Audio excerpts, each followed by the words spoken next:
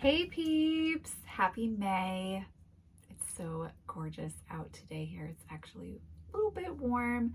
The sun has come out and I am so excited because I received Pete Mohrbacher's latest deck, Angelarium, Oracle of the Fallen, in the mail. I pre-ordered this through Barnes & Nobles, and so I will put the link.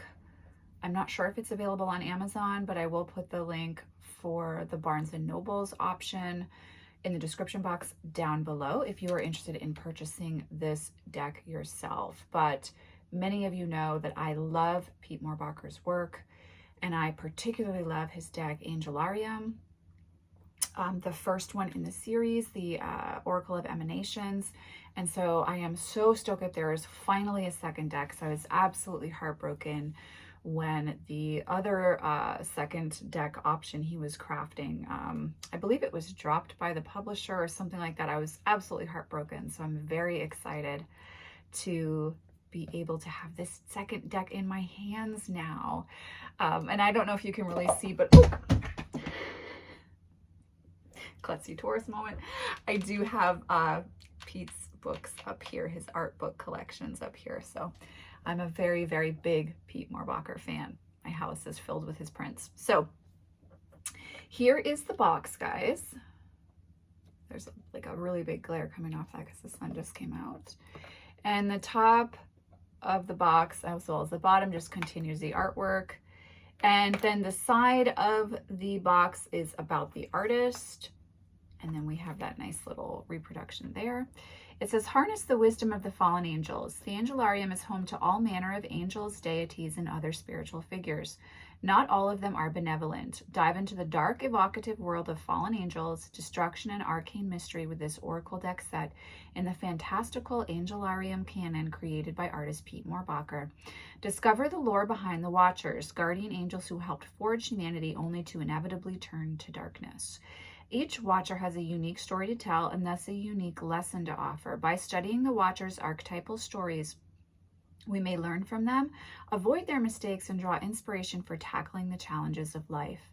These gorgeous illustrations depict the Watchers themselves as well as pivotal moments from the Angelarium canon. With a luxurious matte touch that feels wonderful to hold and admire, this deck is a must-have for anyone with a love for the fantastical. So it retailed at $35. I think with shipping, I was at around $45, and it is published by Page Street Publishing Company. So the box itself is very shiny. It is not matte, although the backing does feel matte, the back of the box, but not the front. All right, let's open this baby up. I love that it's not wrapped in plastic. Thank you, guys. I think that's just the bottom.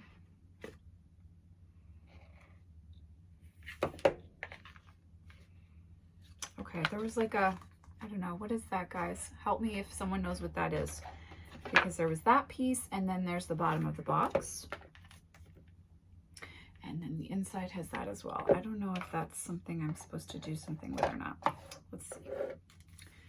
Okay, so the card size is the same as Angelarium, which is in my bedroom. Unfortunately, I don't have it out here.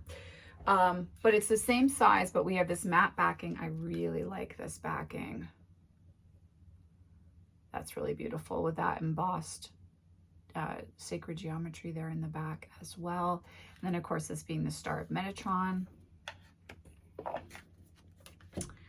I can tell you right off the bat that I really actually prefer the shiny cardstock to the matte, because even it just doesn't look as dripping in color as the Oracle of Emanations. But that doesn't mean that I don't love this deck, please. I'm just saying right off the bat, I can say, oh, I really liked how kind of shiny and wet the images looked in the other deck. So here is the guidebook. Let's start there. Looks like we're getting about 95 pages. Oh, beautiful. But it does have full color depiction, and then there's the guidebook meanings and a discussion about the fallen angel as well. Oh, this is really cool. Okay, I'm getting super excited now. There's an about the fallen angels section. There's some card spreads, cardinal alignment spread there. entering the Angelarium, using the cards in a table of content here. So let me just show you. There's a few card spreads there as well. And then you get, let's see, discussion on the Watcher's Fall there too. And then on page 19, we get right into the guidebook meaning. So that's going to be definitely a guidebook that you want to, you know, research with, use for research, have on hand and work with for sure. Okay. So we start with the Angel of Pride. So, oh, cardstock is actually pretty firm, but it's not too stiff. It feels like it's going to be nice for shuffling. So we have that. Also, please forgive my broken nail.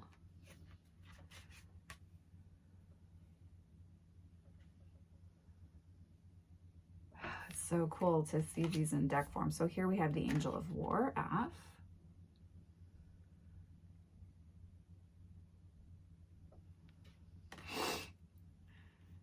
And then we have the Angel of Shadows.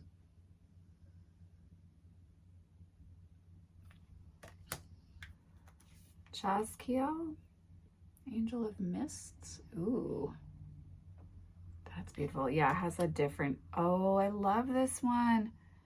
Sariel, Angel of the Waning Moon. Oh my goodness. I love this one. It's just that the color is a little bit darker. Oh, I've been actually working with Azazel a lot in here. He is Angel of Sacrifices. Isn't he glorious? Oh. Samshiel, Angel of the Eclipse. Oh my God, these are so beautiful. They're so, so, so beautiful.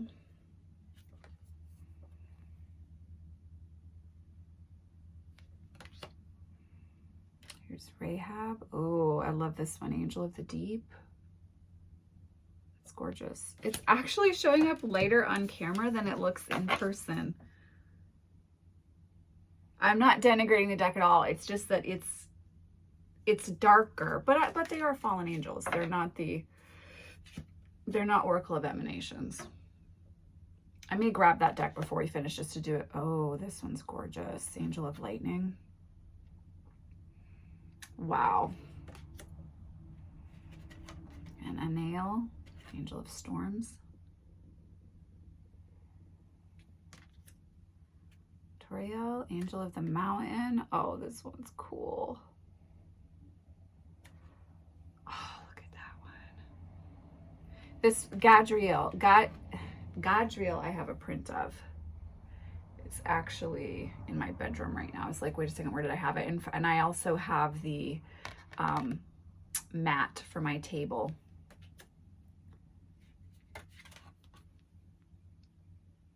Oh, these are just so pretty. They're so beautiful. I love this one. This is the Angel of the Unseen with this light right here. He's just so, I just love his artwork so much. The depictions he makes of angels and demons, it's so how I experience them energetically, and I think that's why I love his work so much.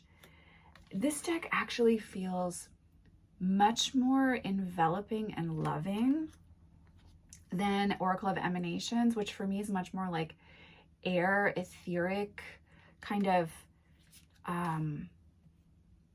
formless, if you will. And a little bit, oh, this one's beautiful. Oh. Oracle of Emanations is a little bit like, it's tricky to find a way inside of it a little bit from a reading perspective. From an artistic appreciation perspective, it's pure love, but it takes a little bit of time as a reader, at least it did for me, to find my way in to feeling really deeply connected to it. But I already feel, I love this one. I already feel the love here. Yeah, I don't know if you guys can hear Gracie snoring in the background. Here's Azazel again, the Exile.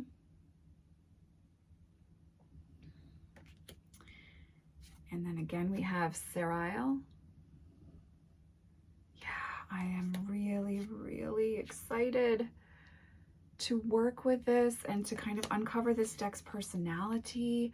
When I do my full review, maybe I'll include a card spread that I've created myself. Oh, I love this image. This image, I really wanted a print of. I was very, very torn about wanting this print because it's so beautiful. Here's Rahab. Oh, I love this next one too. Look at this, the Builder. So stunning. The Destroyer. The Miser. Oh, this is so Four of Pentacles. And then this last card I have a print of right in my living room right now. The Vessel. This image I love. I almost cried the first time I saw this image. It just resonated. So I don't know why. I just felt this in my bones, this card. So this, I'm so excited to work with this deck, guys. I'm so excited to, yeah, I'm just really, really excited to work with this deck.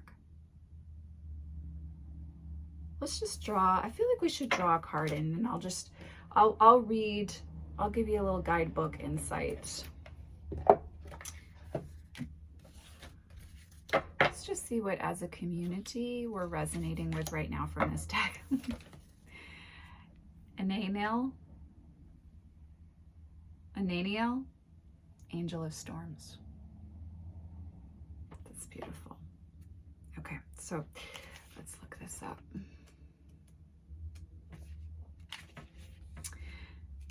Nope, that's the wrong one. Ananiel mustered men to help tame the waterways. The fish they caught were beloved, more so than the angel himself.